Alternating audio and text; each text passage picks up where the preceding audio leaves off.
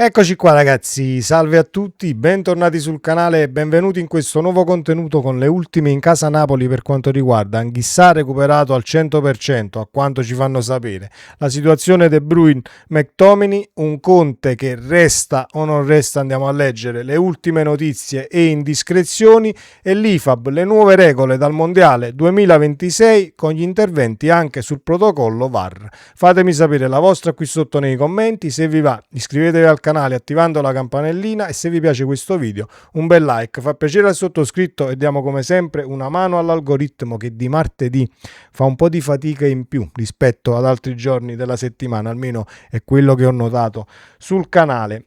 Anghissà ha superato i suoi problemi, secondo le ultime indiscrezioni filtrate dall'ambiente azzurro sarebbe partito anche per Verona nella trasferta contro l'Hellas, ma alla fine si è optato per la massima prudenza, niente convocazioni, niente rischi. L'obiettivo era chiaro: intensificare il ritmo in allenamento, migliorare ulteriormente la condizione fisica e scongiurare qualsiasi ricaduta dopo un lungo stop, una scelta condivisa dal calciatore Conte e lo staff medico che ha preferito aspettare ancora una settimana prima di averlo al 100%. Ora il momento è arrivato, venerdì 6 marzo in occasione di Napoli-Torino al Maradona, Anghissà si avvia con decisione verso la convocazione. Le sensazioni sono positive, il classe 95 ha risposto molto bene agli ultimi carichi di lavoro in gruppo e appare in grado di tornare a disposizione senza forzature. Antonio Conte lo considera il primo concreto rientro tra i big del centrocampo, un candidato autorevolissimo a riprendersi il ruolo di perno centrale. C'è De Bruyne che potrebbe essere convocato, anche lui.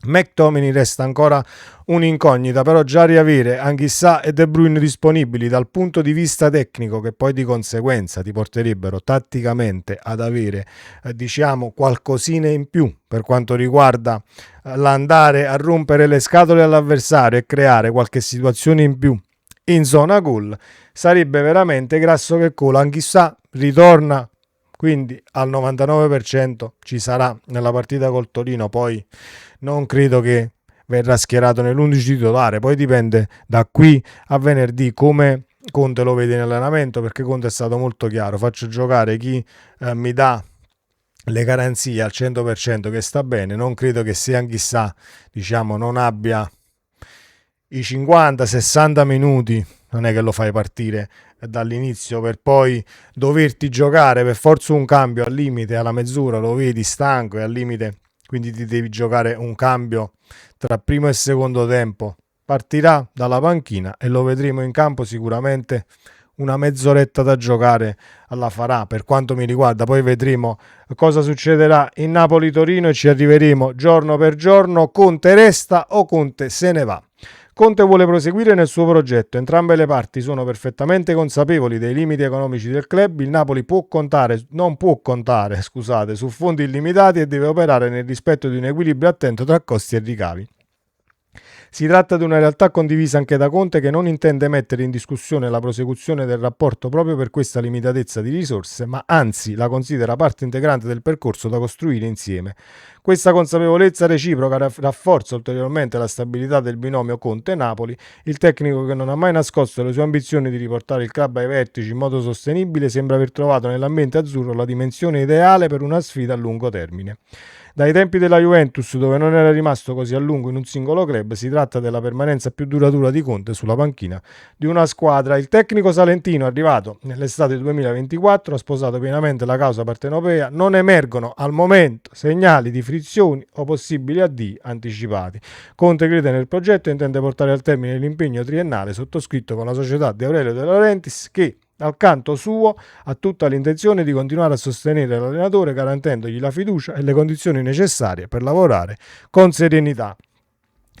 Io vi riporto la notizia, ne abbiamo già parlato anche nella live, resta, non resta, lo volete, non lo volete, eccetera, eccetera. Riporto soprattutto questa notizia per non cadere poi quando andiamo a leggere titoloni di giornale, frizioni, De Laurentiis contro Conte, e Conte non resta, e resta, e questo e quell'altro, quello che poi faranno da qui fino a fine campionato, nel caso il Napoli riesce ad inanellare 5, 6, 7 vittorie di fila, magari vinciamo le prossime 5, 6, 7 senza aver problemi.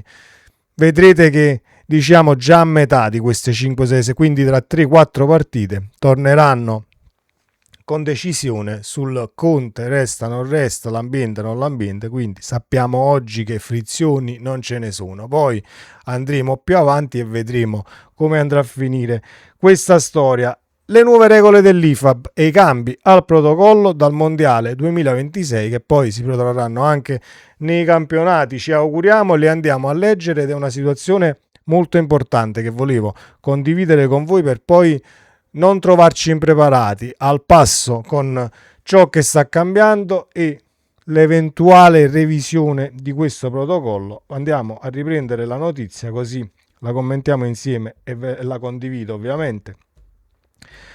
Protocollo VAR, simulazioni, perdite di tempo e nuove regole dell'IFAB dal mondiale. Stop alle perdite di tempo in ogni fase di gioco, ma anche a simulazioni e protocollo VAR, oltre agli infortuni. Le modifiche regolamentari tanto attese sono state approvate nella giornata di sabato, dove noi abbiamo giocato la partita col Verona, e quindi il pacchetto entrerà in vigore dal 1 giugno 2026 in vista del mondiale estivo. Rimesse laterali e calci di rinvio. Dopo il limite già previsto per i portieri in possesso del pallone, la regola degli 8 secondi, l'Assemblea Generale annuale ha confermato l'estensione del principio del conto alla rovescia alle rimesse laterali e ai calci di rinvio. Se l'arbitro ritiene che una rimessa laterale o un calcio di rinvio richieda troppo tempo o venga deliberatamente ritardato, verrà avviato un conto alla rovescia visivo di 5 secondi. Se la palla non è in gioco al termine del conto alla rovescia, la rimessa laterale passa alla squadra avversaria. Il calcio di rinvio invece si annulla e viene dato un calcio d'angolo alla squadra avversaria. Sostituzione a tempo limitato, questo è interessante. Per semplificare ulteriormente lo svolgimento di una partita, i giocatori sostituiti devono lasciare il campo di gioco entro 10 secondi dall'esposizione del tabellone delle sostituzioni o dal fischio dell'arbitro. Se il giocatore non esce entro questo lasso di tempo, deve comunque uscire dal campo. Tuttavia, al sostituto, se il giocatore non esce entro questi 10 secondi, al sostituto non sarà consentito l'ingresso in campo fino alla prima interruzione di gioco dopo un minuto di gioco continuato. Quindi riprende il gioco quando il calciatore che ha ritardato ha lasciato il terreno di gioco, si aspetta un minuto continuato ovviamente di gioco, scusate diciamo il ripetere le stesse parole, si aspetta questo minuto e può entrare il sostituto, quindi la squadra giocherebbe in 10 per un piccolo periodo di tempo, un minuto che sia o più.